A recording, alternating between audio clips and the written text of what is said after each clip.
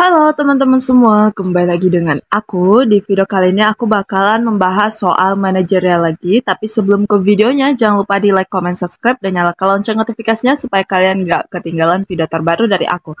Oke teman-teman, kita langsung aja ya baca ke soal nomor 1. Anda bekerja sebagai customer service di kantor cabang perusahaan yang bergerak di bidang jasa pengiriman logistik. Hari ini ada seorang pengguna layanan yang datang ke kantor Anda untuk menyampaikan bahwa paket kirimannya tak kunjung datang. Padahal menurut estimasi paket tersebut seharusnya sampai dalam waktu 3-7 hari. Sedangkan hari ini sudah melewati tanggal waktu tersebut. Maka Anda Oke, jadi kita mau nanya perihal paket kita ya yang tidak kunjung datang tersebut bahkan sudah melewati estimasinya, teman-teman. Nah, jadi di sini kita bekerja sebagai CS ya, ada seseorang yang datang. Apa yang bisa kita lakukan untuk mereka, teman-teman? Nah, kita lihat ya. A menanyakan ke para petugas pengantar paket perihal keberadaan paket orang tersebut. Nah, CS itu kan dimana layanan aduan masyarakat atau keluhan-keluhan konsumen ya teman-teman, dan kita diharapkan bisa membantu mereka seperti itu. Jadi kalau yang A itu poinnya adalah 1 ya teman-teman. Kenapa 1? Karena kan dia punya alat untuk mengecek ID tracking apa sih namanya, resi ya teman-teman. Itu. Nah jadi makanya untuk menanyakan ke para petugas pengantar paket ataupun kurir itu bukan hal yang tepat teman-teman. Kemudian yang B, meminta orang tersebut untuk menyebutkan nomor resi pengiriman dan membantu mengeceknya melalui tracking. Nah ini yang aku maksud teman-teman. Jadi kita minta nomor resi tersebut supaya bisa kita cek dan paketnya itu sudah sampai di mana, seperti itu. Nah yang B ini boleh ya, ini kemungkinan poinnya 4. Oke. Yang C, menanyakan apakah ia sudah menuliskan alamat tujuan pengiriman dengan lengkap dan memastikannya benar. Pastinya semua orang itu menuliskan alamatnya lengkap ya teman-teman, dan kita wajib juga untuk melihat kinerja dari ekspedisi kita sendiri ya teman-teman, yaitu dari ID tracking tersebut, dari nomor resi tersebut. Dari nomor resi kan juga sudah tertera itu alamatnya di mana, seperti itu. Jadi kalau misalnya customer salah masukin alamat, udah terlihat semuanya teman-teman. Jadi yang C ini poinnya adalah 3.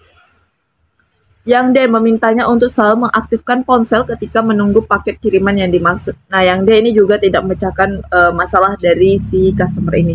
Jadi yang D ini poinnya 2. Jadi yang benar itu poinnya tinggi adalah yang B, meminta nomor resinya, kemudian kita cek seperti itu, teman-teman. Lagi pula kalau kita ke ekspedisi manapun, pasti yang diminta adalah nomor resi, teman-teman. Oke, jadi soal nomor 1 jawabannya adalah yang B. Lanjut ke soal nomor 2. Lanjut, ini dia soal nomor 2. Kita baca bareng-bareng. Kamu merupakan seorang petugas yang bekerja di stasiun kereta tujuan akhir. Hari ini ada seorang penumpang yang mengadukan masalah keberadaan para tukang ojek yang mengganggu kenyamanannya dan penumpang lain karena dengan seenaknya mangkal memenuhi jalan. Hal tersebut tentunya menghalangi para penumpang KRL yang berlalu lalang. Terkait pengaduan tersebut, apa yang bisa kamu lakukan? Oke teman-teman, nah di sini tuh kita bekerja sebagai petugas ya di stasiun. Nah ternyata ada keberadaan ojek nih yang mengganggu kenyamanan dan penumpang lain teman-teman ya. Jadi hal apa yang bisa kita lakukan terkait pengaduan dari masyarakat tersebut atau dari penumpang tersebut? A, menampung pengaduan tersebut dan berjanji akan mengatasinya. Nah, yang A ini poinnya 1, teman-teman. Kenapa nggak ada nothing have solution ya, teman-teman? Nggak ada aksinya seperti itu, hanya berjanji-janji saja. Jadi, makanya poinnya 1. Kemudian yang B, meminta maaf atas ketidaknyamanan di areal stasiun tersebut dan menampung pengaduan tersebut untuk segera ditindaklanjuti. Oke, yang ini kita keep dulu ya. Kalau yang C, meminta penumpang tersebut untuk dapat menyampaikan pengaduannya secara online melalui sistem resmi kereta api ataupun melalui email dan media sosial.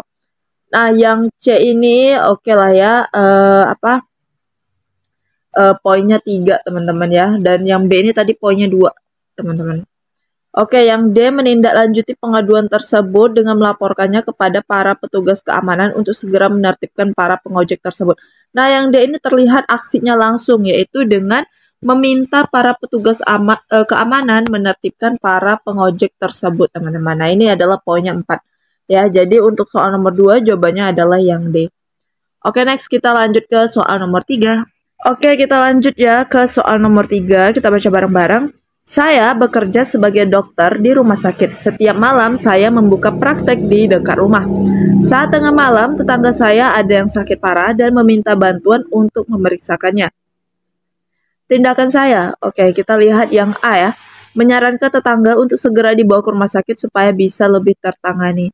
Nah, padahal kan dia seorang dokter yang sedang membuka praktek juga ya, teman-teman. Pastinya untuk pertolongan pertamanya itu bisa ya, tapi di sini langsung suruh bawa ke rumah sakit. Jadi yang A ini poinnya adalah antara bukan 4, teman-teman, antara 3, 2 atau 1. Kita tinggalin dulu. Kemudian yang B menyarankan tetangga segera menebus obat di apotek dan meminum obat untuk penanganan pertama. Oke, yang B ini berarti dia suruh menebus obat ya, berarti dia hanya memberikan resep tapi tidak diperiksa nih, teman-teman. Jadi yang B itu masih agak rancu, kita tinggalin dulu. Kemudian yang C, segera memeriksa tetangga dan memberikan penanganan pertama sebelum dibawa ke RS. Nah, ini nih aku maksud ini tadi, memberikan penanganan pertama ya sebelum ke RS. Nah, ini bisa jadi poinnya 4. Kemudian yang D, segera memeriksa tetangga dan merawatnya di rumah karena jauh dari RS. Oke. Yang D ini poinnya emang dia sakit parah ya, teman-teman. Tetapi sakit parah itu kan harusnya dibawa ke RS ya, misalnya jantung bocor kayak gitu. Atau mungkin meningitis ya, itu kan parah banget ya, teman-teman, yang harus dirawat di rumah sakit. Tidak bisa dirawat di klinik. Kenapa? Karena takutnya keterbatasan alat juga seperti itu. Nah, jadi yang D itu bukan jawaban yang paling tepat, teman-teman. Dan yang D itu poinnya adalah 3 ya. Poin 3. Kemudian poin 2-nya itu adalah yang mana nih? Yang B. Dan poin 1-nya adalah yang A, teman-teman. Oke, kita next ke soal nomor 4. Oke, teman-teman, kita lanjut ya ke soal nomor 4. Kita baca bareng-bareng.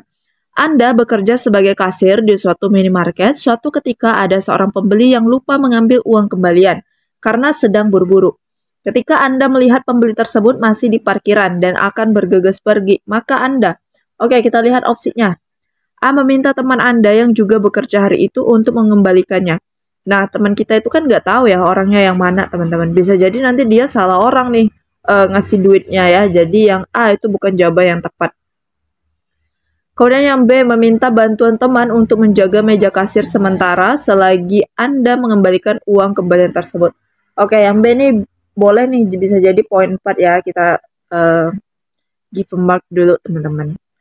Oke, kemudian yang C, mencari pembeli tersebut ke parkiran dan segera mengembalikan uang kembaliannya.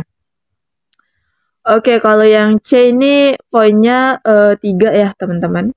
Kemudian yang D, memasukkan uang tersebut ke kotak donasi yang ada. Nah, ini ya 1, teman-teman. Berarti yang A itu poinnya 2.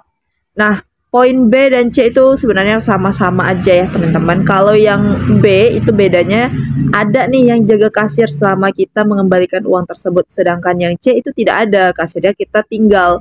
Nah, itu juga merugikan juga nanti, teman-teman ya. Jadi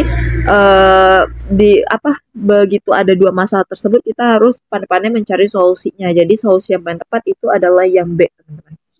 Oke, next kita lanjut ke soal yang terakhir. Oke, teman-teman, ini dia soal yang terakhir. Kita baca bareng-bareng. Hari adalah seorang staf customer service di sebuah perusahaan telepon. Suatu hari, ada seorang klien yang mengajukan keluhan mengenai fasilitas teleponnya dan mengomeli Hari sehingga mengganggu pelanggan yang lain. Sikap Hari adalah, oke, kita lihat ya. A, meminta maaf dan berusaha memberikan pelayanan yang terbaik. B, berusaha mengendalikan diri sehingga tidak terbawa emosi. C, meminta pihak keamanan untuk mengusir pelanggan tersebut. D, menjelaskan baik-baik bahwa pelayanan tersebut membutuhkan waktu. Jadi di sini kita sebagai CS ya, dan ada customer ya yang ngomel nih sehingga mengganggu pelanggan yang lain. Jadi sikap yang harus ditunjukkan oleh Hari secara profesional itu adalah yang mana, teman-teman? Oke, kalau meminta maaf dan berusaha memberikan pelayanan yang baik, ini bisa jadi poin yang 4, teman-teman. Ya, karena harus berorientasi pelayan publik seperti itu. Kalau yang B, berusaha mengendalikan diri sehingga tidak terbawa emosi. Oke, ini tuh 3 ya, teman-teman, poinnya. 3. Oke, yang C, meminta pihak keamanan untuk mengusir pelanggan tersebut. Waduh, ini tuh kayak sadis banget ya, teman-teman, tidak berorientasi pelayanan nih yang C. Jadi yang C itu poinnya 1. Kemudian yang D, menjelaskan baik-baik bahwa pelayanan tersebut membutuhkan waktu. Nah, ini juga yang D poinnya 2, teman-teman ya. Oke, jadi untuk soal yang terakhir, jawaban paling tepat itu adalah yang A. Oke teman-teman, segitu aja 5 soal dari aku. Semoga bisa membantu persiapan P3K kalian. Yang lagi persiapan, aku saranin banget untuk bergabung ke tryoutnya Sobat P3K. Karena di sana udah lengkap banget dengan soal-soal FR tahun lalu. Dan juga dilengkapi dengan waktu ya, supaya kalian bisa memanajemen waktu kalian dengan baik agar tidak kehabisan waktu saat ujian nanti. Selain dari tryout, aku juga punya kumpulan soal, yaitu soal teknis bidan, manajerial, sosiokultural, dan juga wawancara beserta pembahasannya yang aku satukan menjadi sebuah e-book. Dan saat ini itu ada edisi 1 dan edisi 2. Buat kalian mau order bisa hubungi nomor WhatsApp yang udah aku cantumin di description box aku. Dan satu lagi, jangan lupa untuk follow akun TikTok aku, yaitu soal bidan. Di sana aku selalu banget membahas soal-soal bidan dan aku tantangin kalian kalau misalnya udah sampai 1000 subscriber, aku bakalan adain live di TikTok ya untuk membahas soal-soal P3K. Oke teman-teman, segitu aja dari aku. Terima kasih banget ya udah nonton. Yang udah subscribe, yang belum subscribe jangan lupa di subscribe dan dinyalakan lonceng notifikasinya supaya kalian gak ketinggalan video terbaru dari aku. Terlebih terkurang aku mohon maaf. See you next video. Bye bye.